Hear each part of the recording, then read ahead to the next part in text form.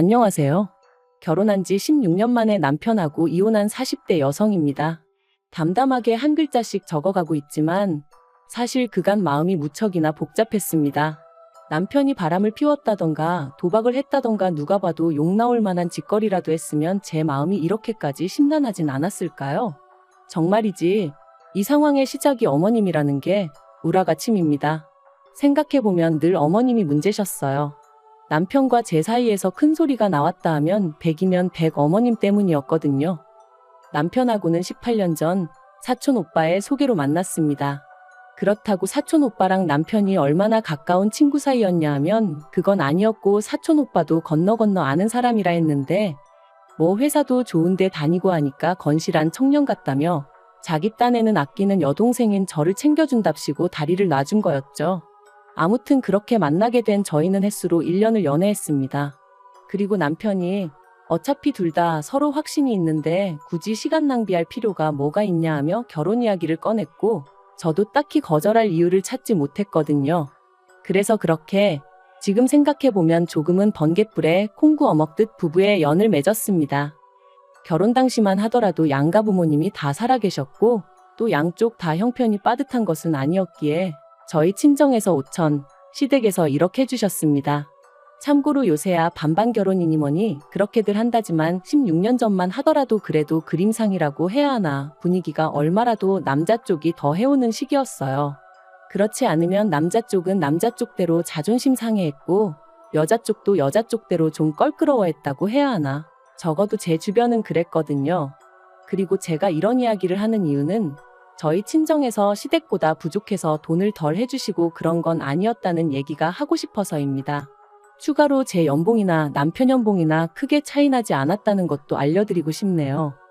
그런데 그렇게 지원을 받으면 뭐하나요? 이제 와서 말이지만 저희 시부모님 그 1억 해주시고 정말 어지간히도 사람을 못 살게 구셨습니다.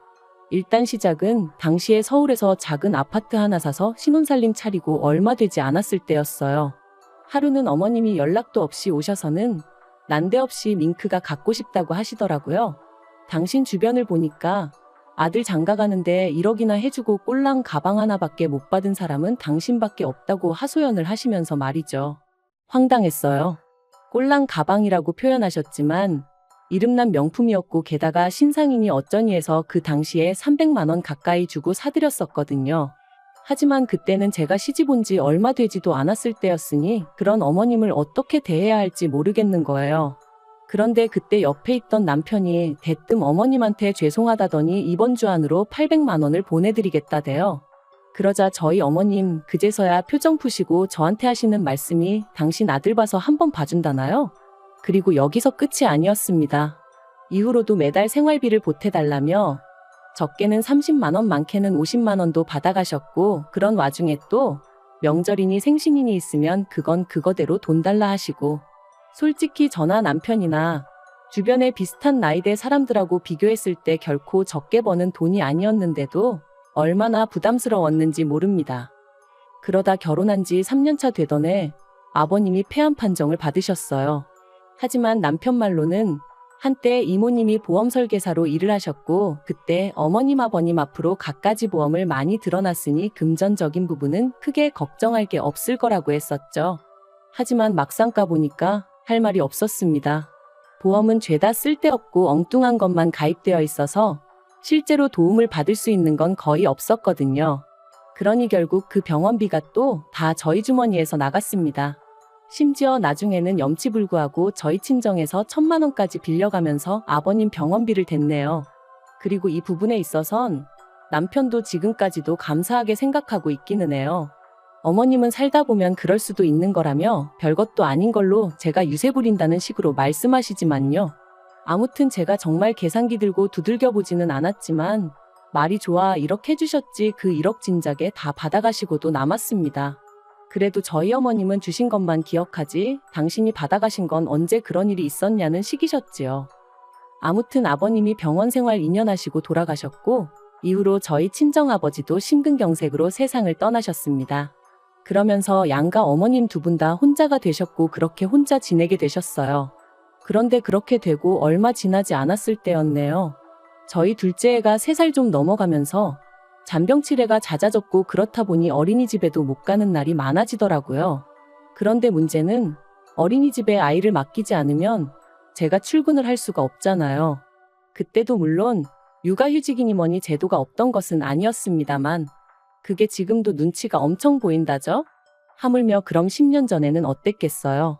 그래서 고민 끝에 어머님께 부탁을 드렸습니다. 참고로 어머님이 사시는 동네는 저희 부부가 사는 곳에서 차로 30분 정도 떨어져 있었거든요. 그래서 아이가 어린이집에 가기 어려울 경우에만 아침에 저희가 아이를 어머님 댁에 내려주고 퇴근길에 들려서 데리고 오겠다 했어요. 당연히 돈도 드리겠다 했고요. 그런데 어머님이 정말 단칼에 거절하셨습니다. 그리고 그 이유가 정말 너무 서운해서 지금도 생각만 하면 울컥하고 우라가 치미는데 당신 운동하러 다니는데 시간 맞추기 불편하다는 거였죠. 참고로 저희 어머님, 아버님 돌아가신 이후로 무슨 물 만난 물고기도 아니고 아주 신이 나서 어쩔 줄 모르시대요. 오만 할아버지들을 만나고 다니시면서 콜라텍이니 등산이니 어쩜 그렇게 하루도 안 빼놓고 놀러를 다니시던지 여러 가지로 대단하다 싶더라니까요. 아무튼 정말 하루도 안 도와주셨습니다. 단 하루도 말이죠. 그리고 결국 그 상황을 보다 못한 저희 친정어머니께서 저희 집 근처로 이사를 와주셨어요. 사실 지금도 생각하면 친정어머니한테는 죽을 죄를 진 것 같아 너무 죄송하고 눈물만 펑펑 나요. 저희 친정어머니는 친정아버지가 돌아가신 이후로 고향으로 내려가서 지내고 계셨어요. 고향에는 그래도 어머님 친척들도 있고 또 오랜 친구분들도 계셔서 심적으로 편하다고 하셨거든요.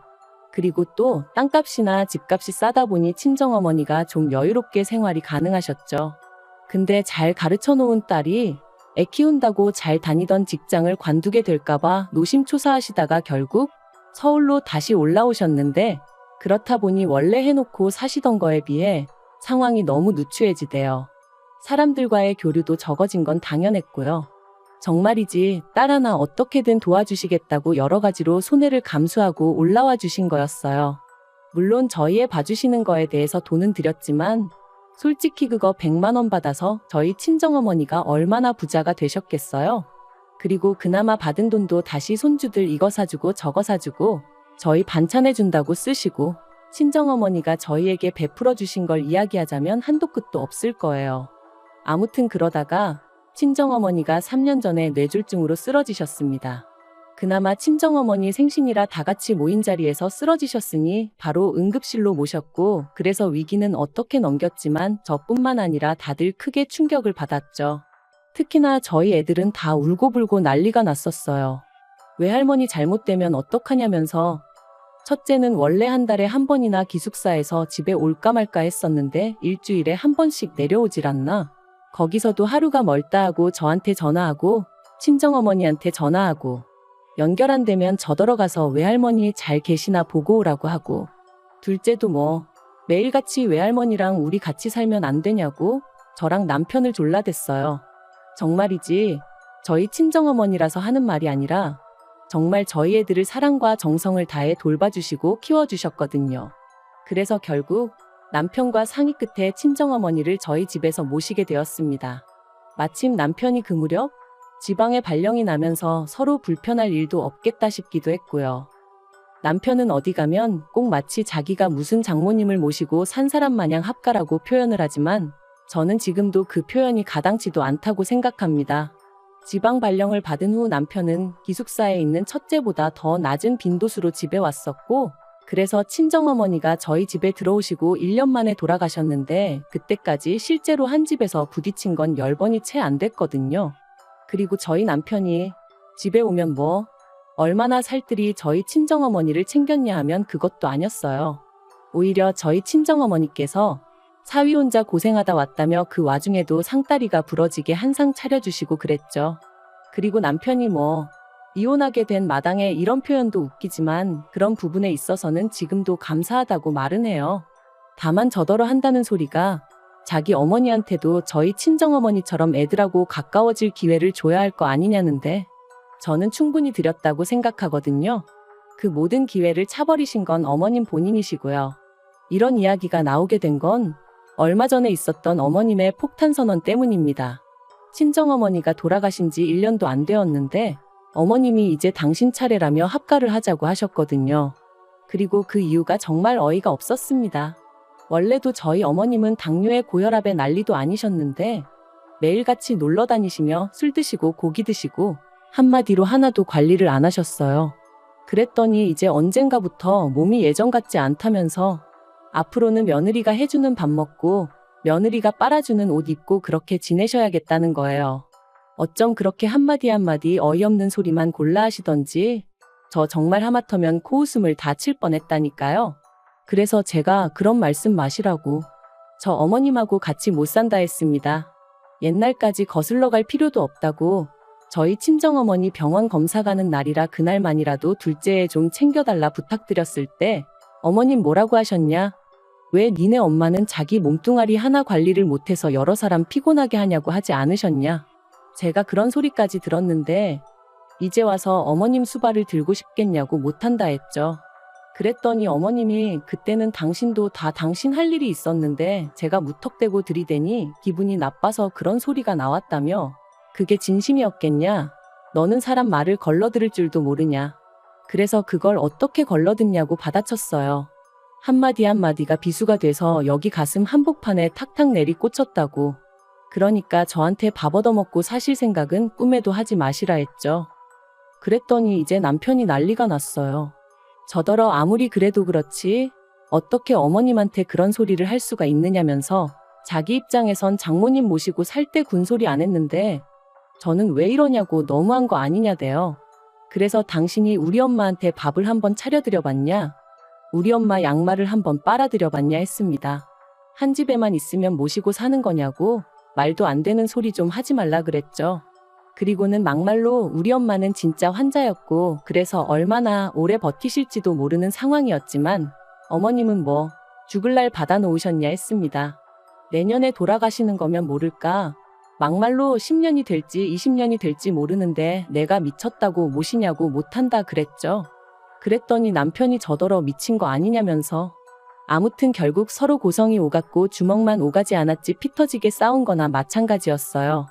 그리고 아무리 이런 상황을 숨기려고 해도 결국 애들도 다 눈치를 챘더라고요. 그런데 애들이 대번에 저희 남편더러 하는 말이 자기들은 할머니랑은 같이 못 산답니다. 불편해서 못 지낸다고 그렇게 할머니가 걱정되면 아빠가 할머니 댁으로 가 그러는 거예요. 그러니까 이제 남편이 더 크게 화를 냈어요. 니들이 뭔데 나더러 내 집에서 나가라 마라 하느냐면서 키워줬더니 배은망덕하네 어쩌네. 할머니가 없었으면 니들이 이 세상에 존재를 했겠냐 어쨌겠냐 하면서 생색낼 게 없어서 낳아준 걸로 생색을 내냐 한심하다 싶었죠. 그러니까 애들이 아빠랑은 말이 안 통한다면서 지들 방으로 쏙 들어가 버렸어요. 그리고 보통 이렇게 애들하고 남편하고 부딪히면 그래도 결국 제가 나서서 좀 다리가 되어주곤 했거든요. 그런데 이번엔 그러기도 싫대요. 뭐 솔직히 애들이 틀린 말을 한 것도 아니잖아요.